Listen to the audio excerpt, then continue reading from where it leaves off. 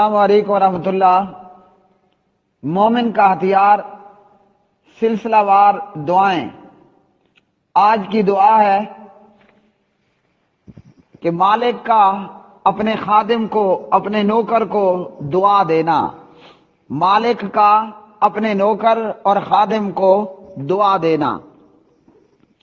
صحیح بخاری حدیث نمبر 6334 6334۔ جناب حضرت انس رضی اللہ تعالی عنہ اس کے راوی ہیں۔ قالت ام سلیم للنبی صلی اللہ علیہ وسلم انس خادمک۔ ام سلیم یعنی حضرت انس رضی اللہ تعالی عنہ کی والدہ نے یہ کہا کہ اللہ کے رسول انس آپ کا خادم ہے، انس آپ کا خادم ہے، نوکر ہے، یعنی اس کے حق میں دعا کریے۔ نبی علیہ الصلوۃ والسلام اپنے خادم حضرت انس کو ان الفاظ کے ساتھ دعا دیتے ہیں: اللہم اکثر مالہ ووالدہ وبارک لہ فیما اعطیتہ۔ اے اللہ اس کا مال زیادہ کر دے اور اولاد، اور جو کچھ تو نے اس کو دیا ہے اس میں برکت پیدا فرما، اس میں برکت اسے عطا کر۔ بھائیوں اور بہنوں، اس حدیث سے ہمیں یہ معلوم ہوا مالک اپنے نوکروں کو اسی طرح دعا دے، باپ اپنے اولاد کو اس طرح دعا دے، استاد اپنے شاگردوں کو ان الفاظ کے ساتھ دعا دے۔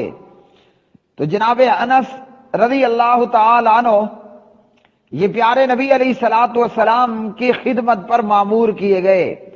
آپ کی والدہ صاحبہ نے اسے نبی علیہ الصلوۃ والسلام کی خدمت کرنے کے لیے وقف کیا، اور انس کہتے ہیں جتنا عرصہ میں نے نبی علیہ السلام کی خدمت کی، آپ صلی اللہ علیہ وسلم نے اف تک نہیں کہا، تیوری تک نہیں چڑھائی، یعنی اپنے خادموں کے ساتھ، خدمت کرنے والے خدمت گاروں کے ساتھ پیارے نبی صلی اللہ علیہ وسلم کا ایسا شفیق اور ایسا بہترین معاملہ اور بہترین اخلاق برتاؤ اور رویہ ہوا کرتا تھا کہ آپ نے جناب حضرت انس کو دعا دی کہ اللہ اس کا مال زیادہ کر، اولاد زیادہ کر، اور جو بھی تو اسے عطا کر اس میں برکت پیدا فرما۔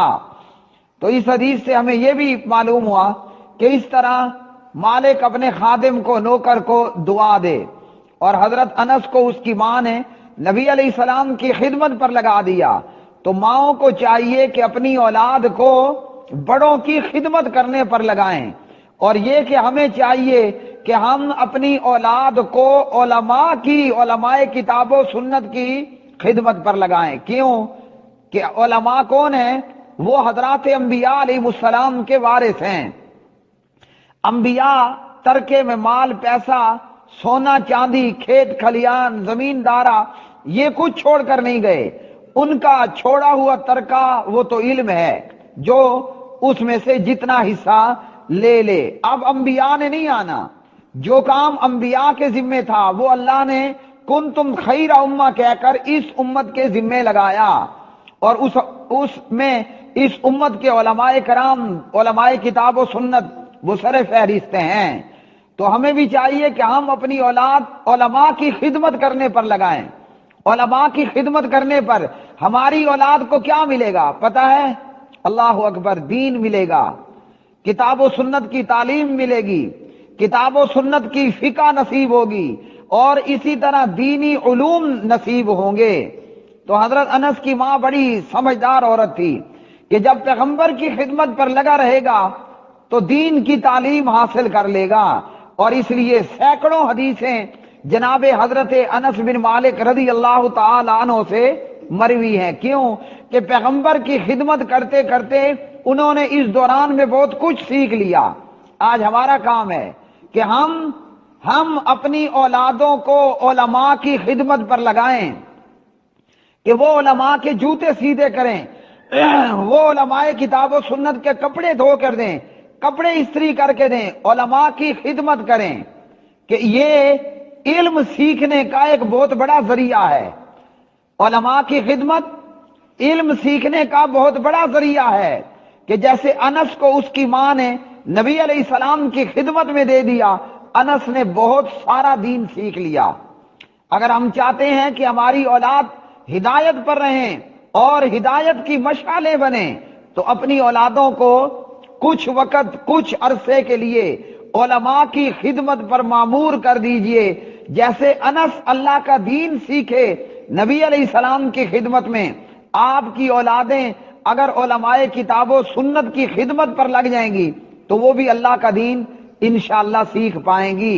تو ہمیں چاہیے کہ ہم اپنے بچوں کو، بچوں میں سے، اولاد میں سے ایسے لے کر آئیں کہ ان کو ہم کہیں کہ جناب 6 ماہ 2 سال آپ نے حافظ عبدالسلام بن محمد کی خدمت کرنی ہے، آپ نے مفتی مبشر احمد ربانی کی خدمت کرنی ہے، آپ نے مفتی محمد عبد الرحمان عابد کی خدمت کرنی ہے، حافظہم اللہ تعالی۔